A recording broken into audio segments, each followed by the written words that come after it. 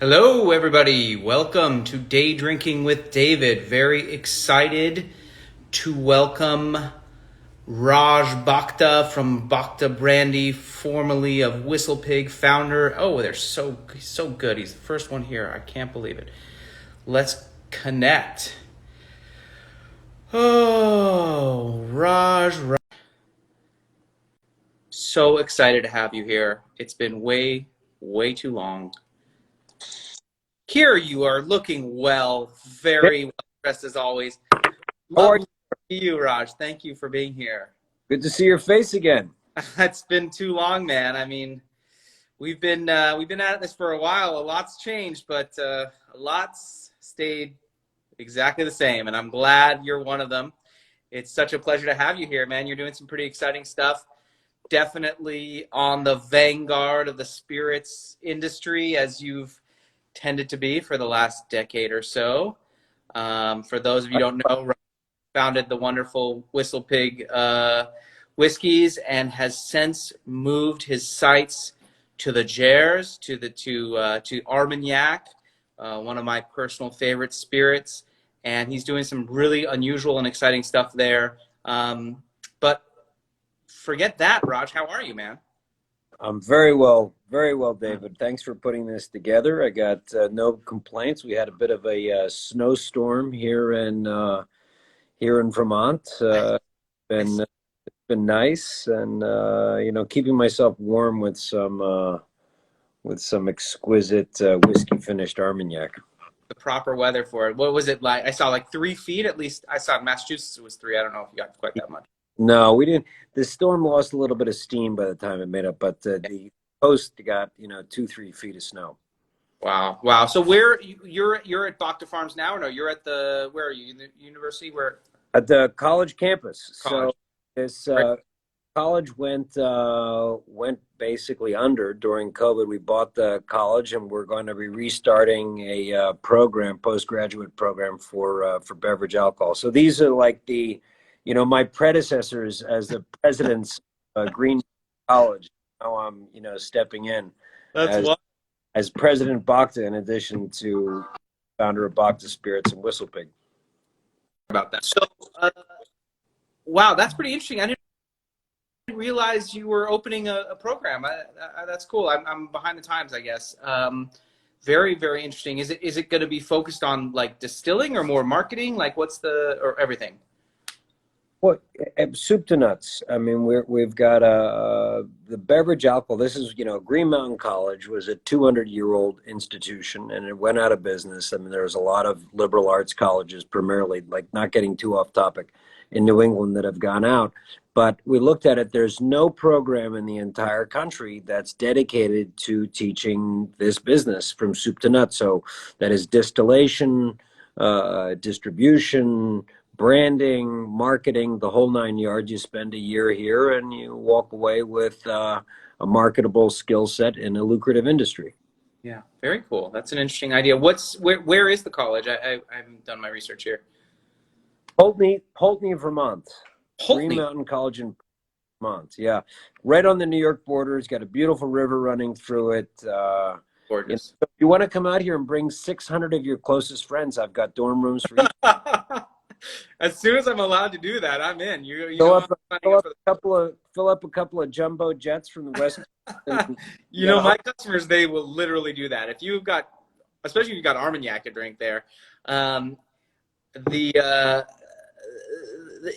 the distance between the college and the farm is not too far, half an hour. half an hour. Drive. So the idea is sort of similar to what we did at Whistle Pig, which began 10 years ago when I partnered with Dave Pickerel. We found this fantastic old stash, Mm. rye whiskey in Canada.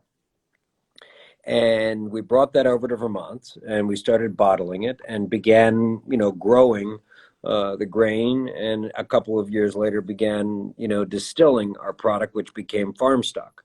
Right. The model is somewhat similar here in Bhakta Brandy, Bhakta Armagnac, which is basically begun with finding a stash of really old product that nobody else has,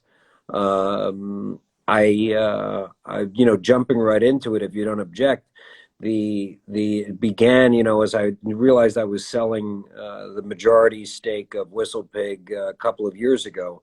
I began looking for where's the next, opportunity in spirits Yeah. where I can find something that's truly unique, truly rare, a true value. I think that this bottle is an investment grade bottle, and that doesn't happen all the time.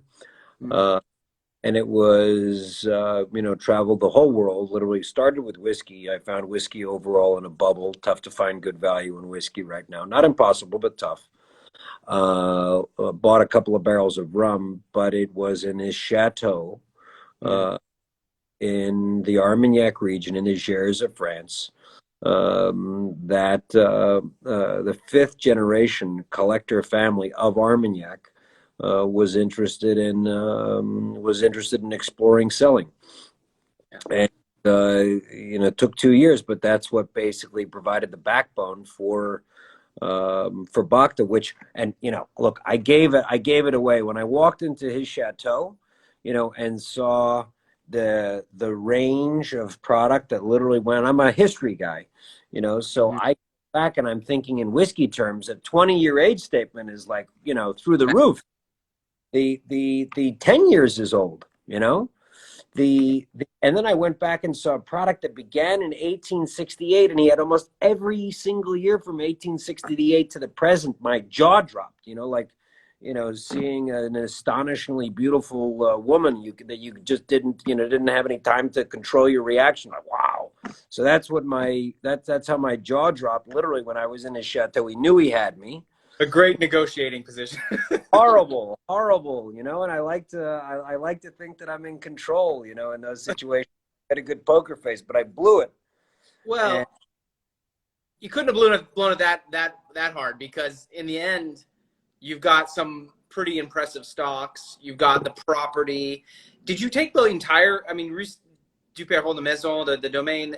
Uh, this isn't just a farmer, making some brandy on the side. This is a full-on trading business. I noticed they have whiskey brands and Scotch brands, and a Bordeaux negociant side of the business. Did you take on that part of the business as well, or are they keeping them?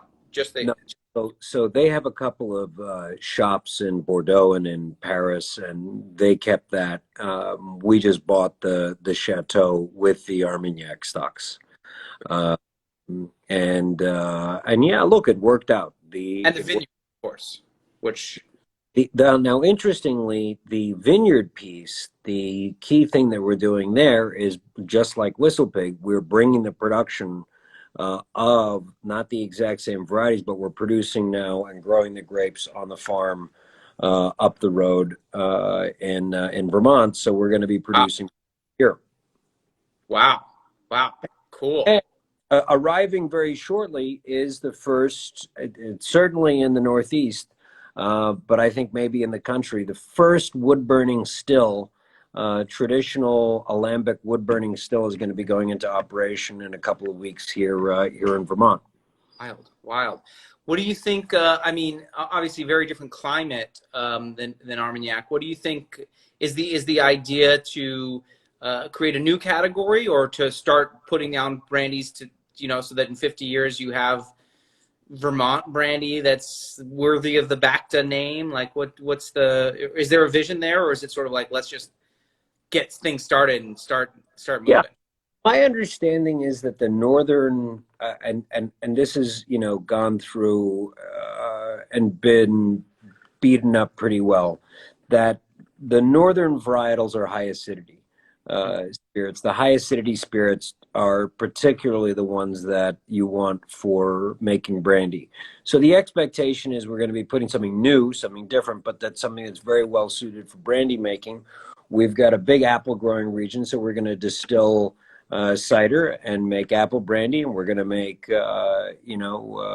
grape brandy and put those aside, and we'll see what we have in the years to come, and if they're truly exquisite and are worthy of the brand, then we'll put them in the Bhakta Well, box. these college kids coming, and you can use them for labor. That's easy. Yeah, Figure that out. I think we'll, we'll get them to stomp grapes. get them to pick the grapes. That's a whole class. Everybody's into it. I mean, honestly, that's that's what the French do. I don't know if you've ever seen the Domaine d'Agnoas. Next time you're in the region, it's an incredible old chateau, and it's owned by the French government, and it's the agricultural school. And then they market their brandies as a normal domain, but it's all subsidized so that the cost is very low for the quality, and they have a very specific sort of idea of what Armagnac should be, which is quite different from the farmers down the road. But I hadn't even heard of that. Yeah, check them out. It's definitely worth a stop for you, and they're super open and cool, and we've had great luck with them. I've spent quite a lot of time. How many trips have you taken to the Armagnac region? Since 2012, I don't know, maybe 10, 8 or 10. Wow. Yeah, so not enough. Well, now you're going to be able to stay at the newly christened Chateau Bhakta, which was built, before the revolution, but it's got a new name that they hadn't probably ever imagined. Bhakta. What kind of name? Bhakta. Gascony is one of my favorite places in the world. Yeah. And it's a very complex, obviously rural, multiple cultural influences there. You have the Spanish, you have the Basque, you have the French, But one thing I've noticed about the Gascony is that as long as you're not from Paris, they're pretty okay with you hanging out. Like they're like, they just. Oh, it's nice. They're nice. It's a wonderful region. And, it's, and I think it's got the best spirit in the world. I can't believe you've been there that many times. David, tell me how much, you guys at K&L ordered, you have a couple of different barrels of Bhakta 50. You've got 4. I think we have 3 right now. We're working on 4. And then what I heard 7 and 8 are coming. I have 3 and 4 in front of me. I've got 2. Oh, look at you! If anybody's has 2, that's all gone though now already, huh? Yeah, I got so some tell us a bit about the process, because for me it's obvious. Somebody with the skills to market and understand the value that exists. Sorry, my computer's making all sorts of noise. That exists in the region. To do something like you've done, and I'm surprised that nobody else has done it yet. But how do you go from this to this idea, which I think is larger than just taking the oldest brandy in the world, taking it and then finishing it in a peated whiskey cask? I mean, that's which by law, of course, removes it from the AOC, which I actually don't think is a huge deal in this case. Yeah. But how did you get there? Like, what was the process? Was it just a vision or just a feeling, or did you do experiments? Tell us about it. It was good luck. Really, it was good luck. So here's what happened, David. I saw in Armagnac something. We talk about craft, and it's what you would imagine of craft, right? It's like nothing we have in America. These are farmers who are, distilling in wood-fired mobile stills, in the countryside, in season. Mm-hmm. It was out of the storybook. So that blew me away. Then I looked at the inventories, and this was like basically their bank accounts. These families would be putting aside Armagnacs that they had been distilling over generations, and that blew me away. But as I was tasting it, I'm a whiskey guy. Mm-hmm. And whiskey's been what I've been drinking since since before I legally should have been. But there was, and I was accustomed to that flavor profile. And while I was appreciating Armagnac, while I would drink it, it didn't really like fire up my, the nodes in my brain that said, oh yeah, I want to sit down here and, get a couple of friends together and polish off a bottle, and I was looking for, how am I going to bring this, and how am I uh, going to, well, how am I going to bring this to the whiskey drinker? And how am I going to finish this in such a way that I really want to, drink, let's say, in some quantity of it instead of a curiosity? And, this was rumbling around the back of my head, and I'd finished in some rye whiskey casks, and I'd done some experimental finishing bourbon, all very early. I never thought of doing really anything else because this was my, bailiwick, basically American whiskey.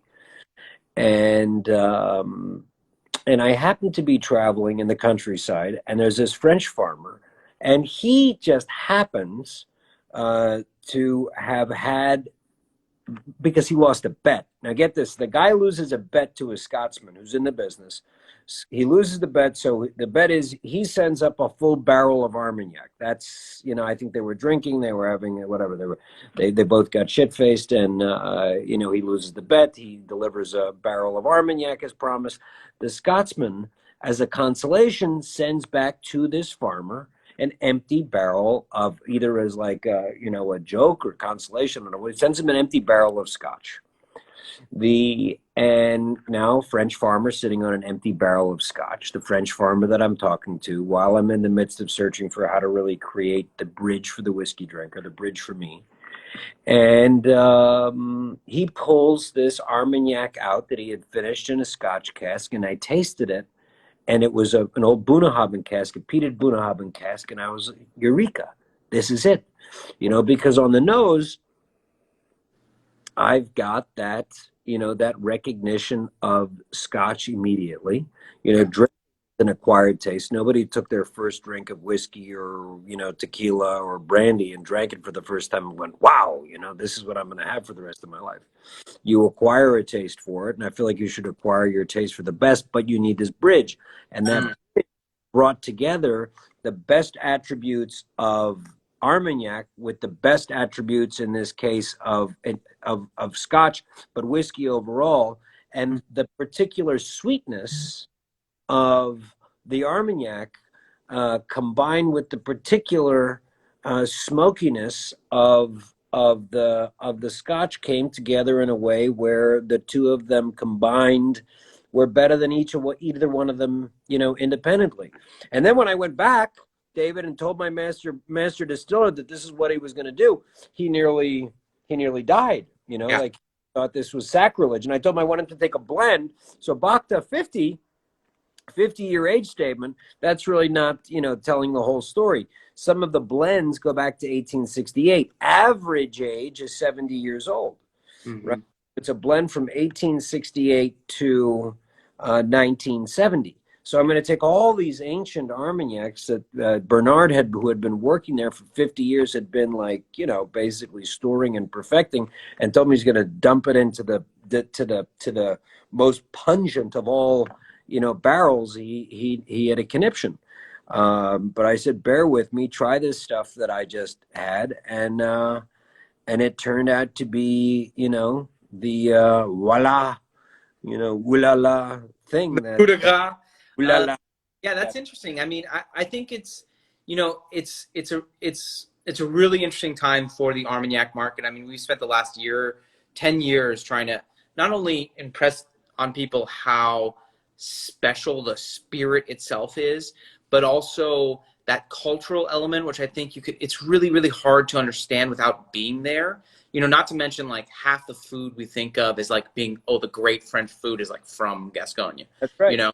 And and this old tradition, this historical, even royal tradition down there. But what's interesting is that for us, I mean, you hit it on the head. Over the last at least 3 or 4 years, we've seen a great migration of whiskey drinkers from the category toward brandy for a number of reasons. And I'd say it's actually less the Scotch guys and more the brandy guys. I'm sorry, the bourbon guys. The bourbon guys are jumping ship for Armagnac, but it's not the big house. It's not like it's not the blends. It's not the, it's not the XOs. What they want is the funky, super powerful, high proof, oaky, intense stuff, because it reminds them of that bourbon kick that you can't get anywhere. But it's also totally not what the Armagnac industry is putting out there. Even the very, very good producers, although you have some that kind of tiptoe into the side, they're so concerned with balance and elegance, and they aerate all the time, and they're doing these things. Maybe they bottle at high proof, but they're cutting it every time they aerate slightly, and so you've kind of melded these two ideas in a totally new way. And I'm really curious, are you always going to do Islay finishes, or are there other experimentations? First of all, I'm going to tell you, you really know what you're talking about, and about Well, all that sort of stuff. So that kudos to you. I think we're going to stick. I think that we'll do other finishes for certain. We already have a variety of different casks, but I think that the signature, house kiss will be the Scotch finish. Because I really think it's the way. I mean, look, there are a lot of people that are crazy for Lagavulin and Lafroig, love the smoke. They go nuts for it. I used to be one of those guys. I didn't get sick of it. It was too much. But the way that this comes together, and I'm curious to hear, your own thoughts, because frankly, you taste more spirit probably than I do. To hear your own, feelings on it. But that combination of the two worlds really creates almost a new category onto itself. And think about it. I mean, a bourbon, and here I'll say something. You don't want to drink a 50-year-old bourbon. You know that. If you could get it, it would taste like, mierda. But you do like the idea of drinking something 50 years old, right? I mean, there is je ne sais quoi, there is something magical, to think that this was distilled in the year that mankind first went to the moon 50 years ago, if you can believe that. And that the oldest stuff in this blend, for example, was distilled in 1868, when Queen Victoria was in the middle of her reign, and France was still an empire ruled by Napoleon's nephew, Napoleon, the third, right? And we had just come out of the Civil War, and that the vines were planted at the time of Abraham Lincoln's birth, and trees were planted at the time, that predate the American Revolution, and that goes to rarity. This is, I make a statement in the book. In this book, I don't know if you took a look at, David, but this is my literary debut, so please only say good things about it. But there are a couple of big statements in it, and it starts out with, for everybody who gets a bottle, there's a book which includes many stories of like how this whole thing began by me getting thrown out of the house by my wife.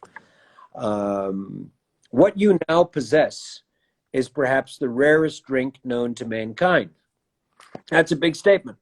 I know it's a big statement, but if you think about it, I mean, there's more Armagnac. I would be surprised if there's Jack Daniels, as much Jack Daniels is spilt on any given Friday afternoon than all of Armagnac's annual production. So you have that as a region. It's a relatively small. It's absolutely a tiny, production region. Then you add the age, 50 years old at its youngest. Even in Armagnac, that's a gobstopping age statement. And ages very, very well, as you know. And then you add the 8 blends that go from 1868 to the present, and then you add the whiskey finish. There's nothing like it in the whiskey world. Yeah, it's an absolutely true statement. And then there's 38 barrels released, which I'll make the final point here. This is old, this is rare, this is exquisite. Let's do the tasting notes because I think that whiskey finish truly takes it over the top into the exquisite category. And this is investment grade. Yeah. Yeah. You know, people coming in, they should really pick up 2 bottles. I know it may seem self-serving, believe me, it's not. It's better that I spread it out. But you buy 1 to stock, 1 to rock, keep 1, try to pick up vintages of each of the different barrels because, like the original Boss Hogs, which are $5,000-$6,000 a bottle now, this is an investment grade bottle. Well, and I think part of that investment, I mean, very few people 10, 12 years ago would have said, yeah, these 15-year-old rye whiskeys are going to be worth thousands of dollars. Nope. Like, it's about building that category. But also, I think in a lot of ways, you hit on some of the things that are just inherently important about spirits. I mean, and I almost compare this product less to either Armagnac or bourbon and more like the super high-end blended Scotch. You know what I mean? If you look at, I was going to say transcendental meditation. Is that working for you? I've never been able to quite get there. Maybe like transcendental meditation.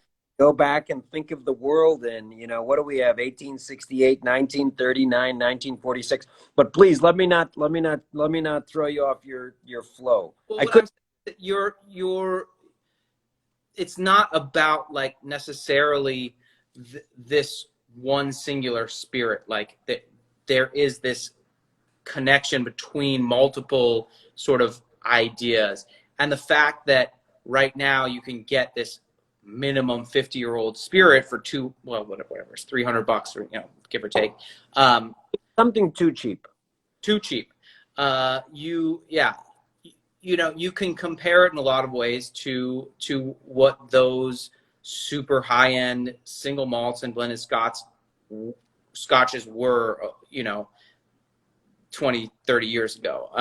So I mean, the big difference being there's no way to quadruple production the way the Scotch industry has been able to. You have a finite amount of Armagnac that can be produced, and to be honest, they're way underproducing, I think, right now for what might come. I think partly that's by design because their big brother is not interested in them succeeding, if you know what I mean. Yep. And in France, to be honest, like people aren't drinking Armagnac. That's I think we're a huge growth market for them because there's a lot of it's sort of like seen as the old thing to do. Like it's whiskey. Well, you remember rye whiskey 15 years ago? It was like you drunk, right? And people walked in when I had the original release of Boss Hog. Right, Boss Hog 1, which is now $6,000-$7,000 a bottle, $4,000 if you can find it, depending on where you buy it. Boss Hog 1 was $150 a bottle, and people are saying you got rye whiskey, $150 a bottle. What are you thinking? Same thing here. I think that your customers who buy this now, and who develop an appreciation for it, will look back and either laugh or cry, depending on how much they bought. That Bhakta 50 could be bought at one. You remember when it was $300-$400 a bottle? When it's $3,000 a bottle, and the special release, philosophy method that we're doing of each barrel has its own story. Each barrel has its own blend. In some cases there's 1897, in some cases there's 1904 instead of 1897. So each of these is its own story that we're taking, time with, and you'll have a number of those, and people should. Well, and that's a point I wanted to ask about. Who is doing the blending? So we're doing. I'm involved intimately in all of it because I've got to think of. You got to keep it grounded with with where palates are. So I'm involved in both the blending. It's happening in Vermont. On this, believe it or not, my lawyer who works in house It sounds very unsexy, but he's got a phenomenal nose, and he was involved in all the Whistle Pig blends. And so we sit down and we do tastings with the whole team, and that happens in France and that happens here. And we put our different blends together and we pull them out, and we're tasting it on both sides of the Atlantic, and it's fully collaborative. And frankly, there's a bit of a competition. Uh, and who's coming up with with the better blends, which is really in the eye of the beholder. Well, and of course you're blending in advance of the finishing, which is, it's incredible how much peaty flavor you get in some of these in the 2 weeks finishing that you're doing, because first of all, these barrels, you're not, I presume, allowed to tell us what distillery they're coming from. It's obviously one of the high, very, very peaty ones. They're all Isla casks. But we're getting them from it doesn't require too much investigation. There's Lagavulin, there's Lafroig, the usual, yeah. But each of them are slightly different. Of course.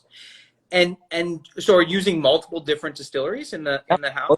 Oh yeah, multiple different distilleries. What we love throwing at it is the biggest variety, because it's like the whole Scotch finish thing, right? If I just came up to you and I said, David, I've got this idea. I'm going to take 1868 to 1970 Armagnac. I'm going to blend it, and then I'm going to stick it in a Scotch cask. You'd be like, Roger, you're nuts, right? And I would have thought I was nuts to even say it, but it just so happened that was the way to go, and the only way you do that is by a lot of experimentation. Yeah. Well, you'd actually be wrong. I'm totally into the finishing brandy thing. I'm not totally. One thing I've been trying to get them to do is, the French are oak averse. They don't like that big oaky thing, and with the exception of few producers, so one thing I've been trying to get them to do is to experiment with different types of oak, and to particularly in cognac, what do you guys want? We don't want the big house style anymore. I actually think the barrel that I'd love to see something like this in is great refill, old school bodega sherry. You know what I mean? Like, not your seasoned goofball, like not the cask that every bourbon is using. Not that. Like something that's been in a bodega, in an Oloroso, Solera for 50 years, and then Bhakta into it. You come out and pick the cask, and I'll put it in it. And all right, let's go to Jerez together first, and we'll find the cask, and I'll buy it, and that'll be the K&L Bhakta. I'm happy to do it, at your service, my friend. Hell yeah. Well, that's the other thing I wanted to say. All the stuff that's going into the Bhakta is incredibly old, but they must have been producing. What happened to all the 49 to 3-year-old brandy that the Domaine has? Like, what are you going to do with all that stuff? What I see, we have a product coming out, which is going to be called 1868, and that's going to be a blend of the product that's 18 years old to 68 years old, and it's going to include Calvados in it as like a broader brandy, expression. And that's where we're putting some of the younger stuff. And then I think what's going to happen over time, I know what's going to happen over time. You'll probably have a couple of customers for it we've got coming up. The next releases, we're putting out a couple of bottles, literally a couple of bottles of a 100-year product and a 150-year product. So we're going to continue to age the entire pipeline. And in the future, what you'll see is the most gobstopping lineup of age statements in the entire world of spirits, hopefully at K&L, where you'll see 50, 60, 70, 80, 90, 100, 120, 130, 140, 150. Wow. Well, so do you have some of those very old brandies still in barrel, or they must have a... Well, you generally pull out of the barrel in Armagnac, as you know, between 40 and 70 years, you know, depending on the shade, So, yeah, like, where what type of, whether it's a cool, dark, damp, or dry place, depending on the age of the barrel, that's generally light. In some cases, it goes longer, you know, and then you put it into a glass, a bonbon, they call it a demijohn. So you generally pull out, but we're putting some of it back in here and there, large, into larger vats for, you know, oxidation, which has a salubrious effect in certain cases. And you know, it's 100 years old, 150 in certain cases. But we basically, what we've got, David, is we basically went all in mhm. in getting and collecting the oldest stocks in the region in some quantity, Wow. and that's the brand around. Well, it's interesting. The American the authorities don't really get the bonbon aging glass thing. And I remember once bringing in a vintage 1898 from a small producer in L'Anamagnan, Domaine Barillon, which they have incredible stocks. Please don't buy them or anything. The What? the uh, the I'll write the it funny down. thing, they obviously had been in glass for decades. I mean, yeah, because rare to see above 50. I very, very rarely see barrels, more in cognac, but in Armagnac, almost never have you seen anything older in barrel than 50. And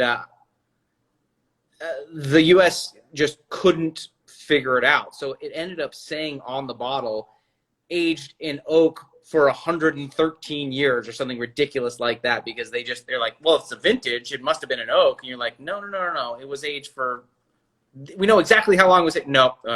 So we passed it, you know, with this outrageous age statement on it, which, I mean, I think is funny, but it's not the best for the consumer to believe that that's what's going on. It's an antiquated system we have. Sorry, sorry. When you're saying that this age statement piece, and I don't want to get into arcana for the benefit of your listeners, but if something has been in oak, let's say, for 70 years, and then it got put into a bonbon, it's 100 years old, right? If it's 100 years old, but it's been 70 years in oak, what's the age statement that you put on it? Well, I mean,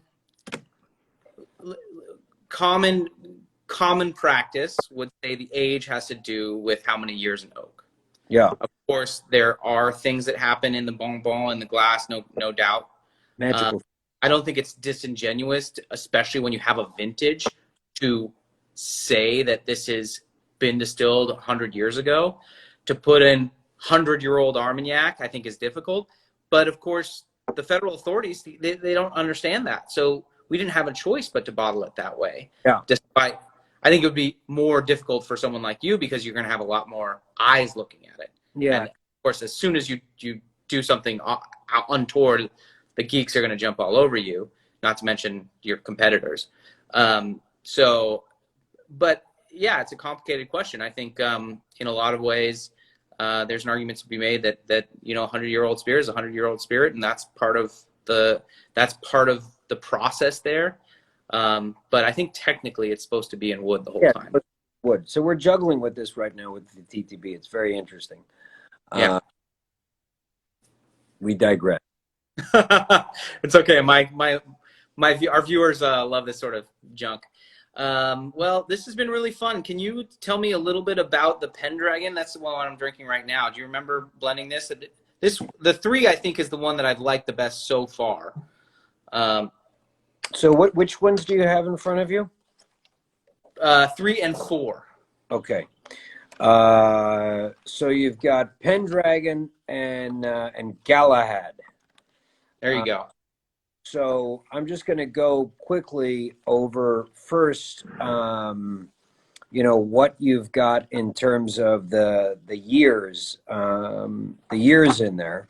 So Pendragon Barrel 3 is a blend of in all cases, you got 1868 and 1970. So take that. 1868 is the oldest, 1970 is the youngest. Mm.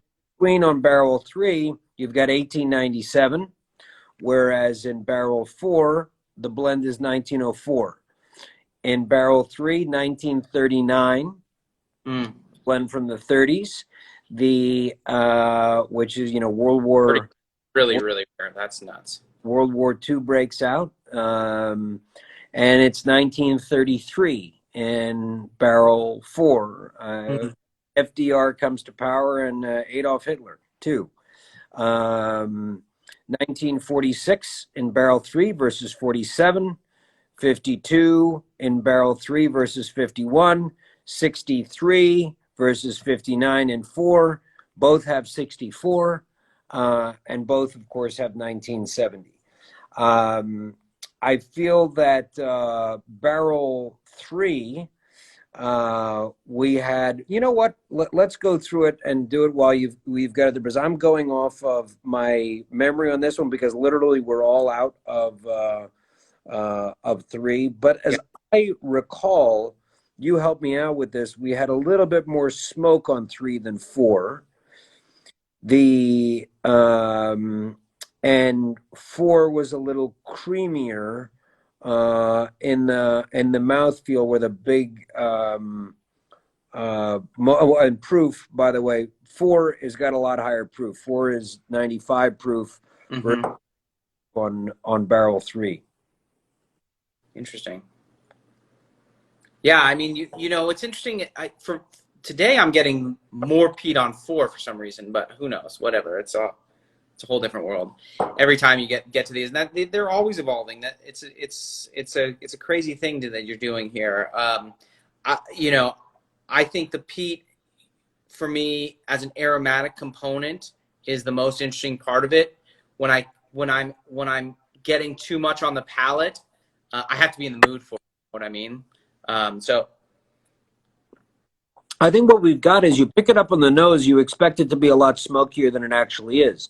So you smoke and the whiskey on the nose. You know, the middle comes in Armagnac. I really get the Armagnac, and then on the finish, I get back to the smoke. What's your experience? yeah, I feel that. I think, and there are some linkages in terms of some of those more roasty flavors that can kind of go in between the two profiles. I think when you're not so iodine-y, Lafroig-y, more of that billowy, smoky that can turn into like leathery, bacony smoke, which can be present in non-finished Armagnac. So it's difficult to say exactly where every part comes from. I mean, obviously you get the peat on the nose, but then there's complexity beyond that. I'm interested to know, when you say Isla, you're picking up the tobacco. Definitely, yeah. There's that which is a very classic Armagnac note, especially for the very old stuff. But I think enhanced by that smoldery, earthy smoke. The barrels you use here, are we talking American oak? Are we talking hogshead, a bourbon barrel, all different sizes? Like, what are the barrels actually? The Scotch barrels. Yeah. They're American 52-gallon standard American whiskey barrels that would have had bourbon, and then they went over there. Okay, so you're not seeing many hogsheads being. Yeah, but we got to do those. Yeah. Throwing some smoky sherry, that could be fun too. Yeah. Not a lot of it. They reuse it, of course, so it's harder to get. That would be some smoked sherry finish one. That's an interesting one for one of these barrels. Yeah, one of the most loved whiskeys in the store is the year after year is the Lagavulin Distillers Edition. Basically the regular Lagavulin, which, if you talk to Diageo, they don't distinguish in their warehouses between sherry and not sherry, really. Like Lagavulin, you walk in there like, oh no, this is European oak or American oak, because they are doing this sort of process where they shave, toast, rechar, basically like everything. The goal being essentially to be able to use a barrel for 100 years. And so they really distinguish between the oak type, but then they do these finishes where the wine is becoming much more influential. And this Lagavulin in sherry, distiller's edition, I mean, it's like such a benchmark whiskey, that sweet and smoke together thing that in a lot of ways already exists here. Yeah. But I think that could highlight it even more.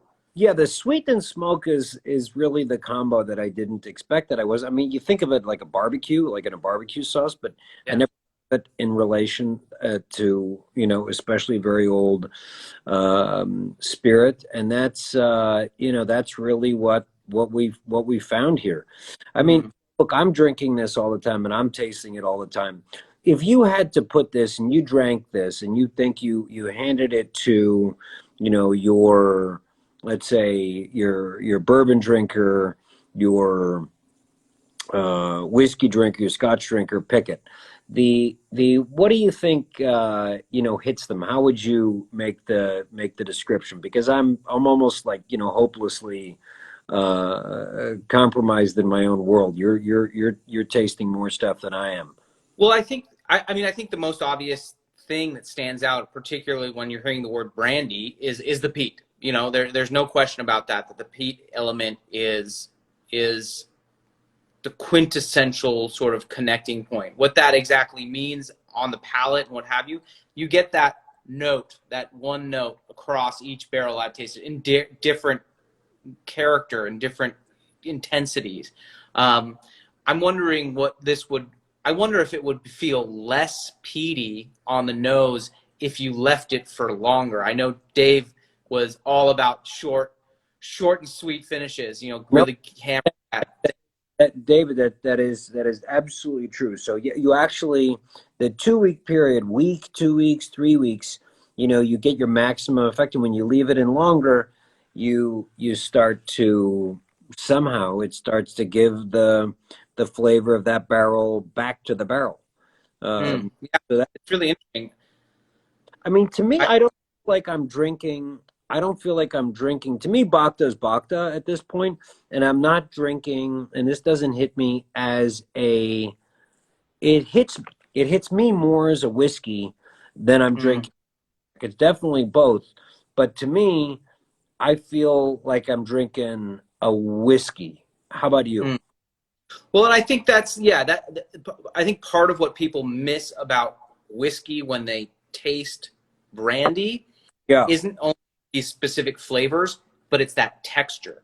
And I think a huge part of that has to do with the fact that like 99% of the brandies we taste are 80 proof, and they're always cut, and they're aerated, and they're, not to mention, so much time in barrel here before you're finishing it.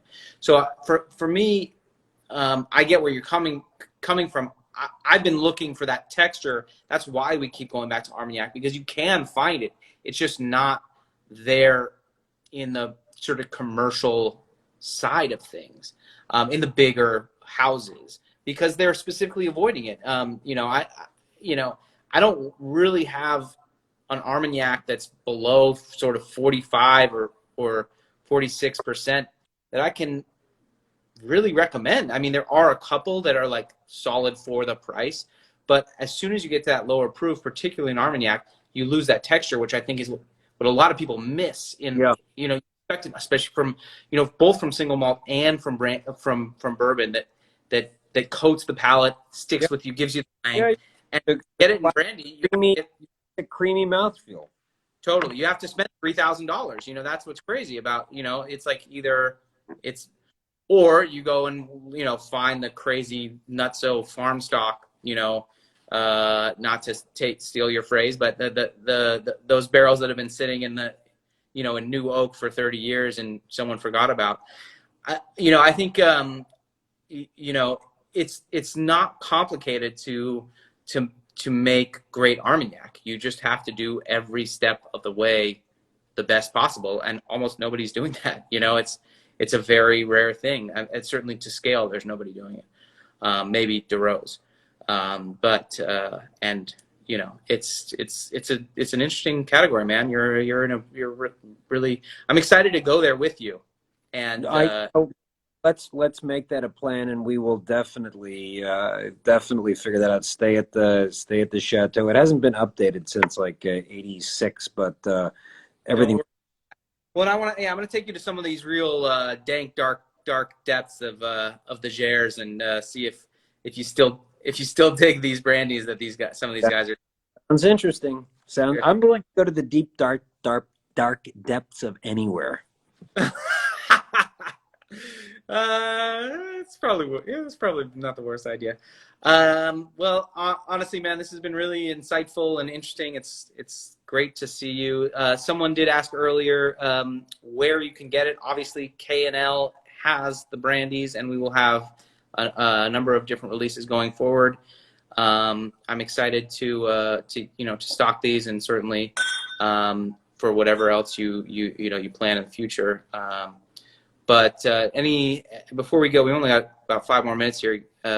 Anybody have questions for Raj before we let him boogie? There's still 15, 20 people here, so no, maybe not. Everybody's glued to the screen. What else is going on with you, man? Are you planning anything else? Is this the main push for right now? We're working on the finish of the remaining, up to 38 right now. So we're doing 16, 17, 18, getting those blends unique and perfected in their own way. Very excited about this still that is sitting in the port of Montreal right now that came over. It's a still relatively small one, not tiny, probably takes in 200 liters, but not big. That's going to be a wood burner. So this summer we cleared a bunch of the older trees off of our several hundred acres of woodlands, and that's we're gonna fire up the wood burning still. I'm a bit of a pyromaniac, which you don't need to worry about in Vermont, because it's wet here. Here in California, it's like pyromaniac, you're gonna kill us. So we're gonna get that running, and I want to personally perfect that distillation, which is a hell of a lot more romantic than just, turning on the gas and, cooking in a pot. Totally. It's a totally different thing. You should come out for that. So I'm really excited about that. I think I'm going to be spending entirely too much time, out in the middle of winter, throwing wood into the wood burning still and like tasting the distillate coming out in different temperatures. That's very exciting.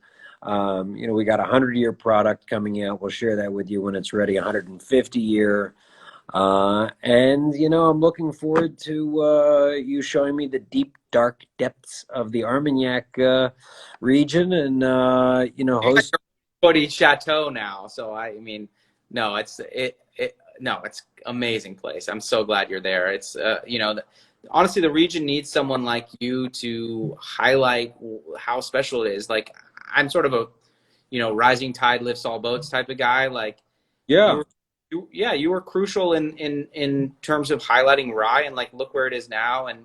And to be honest, these a lot of these little guys don't have anybody, out there fighting for them, fighting to let people know how special this stuff is. So Armagnac is, spirits inside and out.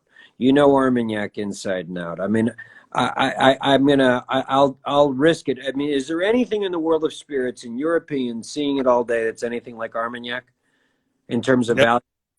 No, I can't say that. It was, until it was like my special little secret for K&L. But that said, it's something that a lot of people have understood has potential for a long time and just haven't figured out a way to do it right.